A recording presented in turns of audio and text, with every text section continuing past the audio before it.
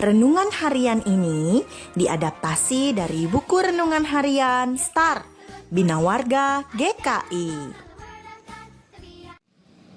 Selamat pagi adik-adik, bagaimana kabarnya? Kakak berharap adik-adik dalam keadaan baik selalu ya. Adik-adik, kakak mau bertanya, apakah adik-adik pernah mengalami perasaan takut, gelisah, sedih, kecewa, dan sebagainya? Contohnya, ketika adik-adik merasa takut sendirian di rumah, atau ketika ada teman yang nakal kepada adik-adik, dan sebagainya. Nah, ketika kita sedih dan takut, ada yang akan menghibur kita. Ketika kita ingin marah, ada yang mengingatkan kita agar kita bisa bersabar dan menahan diri untuk tidak marah. Nah, apakah adik-adik tahu siapakah dia itu?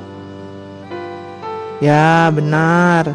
Dia adalah Roh Kudus. Adik-adik masih ingat kan? Pada saat Tuhan Yesus kembali ke surga, Ia tidak meninggalkan kita sendirian. Ia memberikan kita seorang penolong, yaitu Roh Kudus. Dalam Injil Yohanes 14 ayat 16 dikatakan, "Aku akan minta kepada Bapa, dan Ia akan memberikan kepadamu seorang penolong yang lain, supaya Ia menyertai kamu selama-lamanya." Roh Kudus adalah Roh Allah sendiri. Ia adalah penolong kita yang setia. Ia selalu hadir dan mendampingi hidup kita. Roh Kudus menolong kita dalam berdoa, membaca Alkitab, dan menolong kita untuk bisa bersaksi tentang kebaikan Tuhan kepada orang lain. Namun, Ia juga akan mengingatkan atau menegur kita ketika kita melanggar perintahnya. Misalnya, saat kita ingin menyontek, ingin berbohong, atau berbuat yang tidak baik kepada orang lain, dan sebagainya.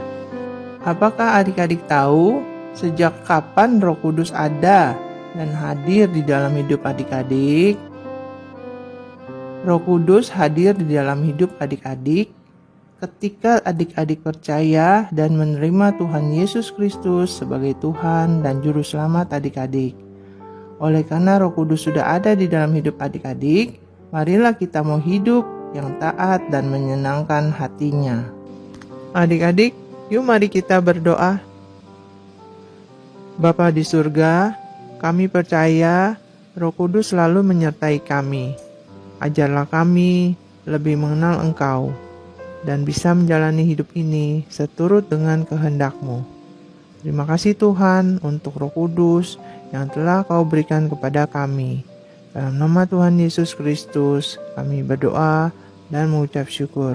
Amin.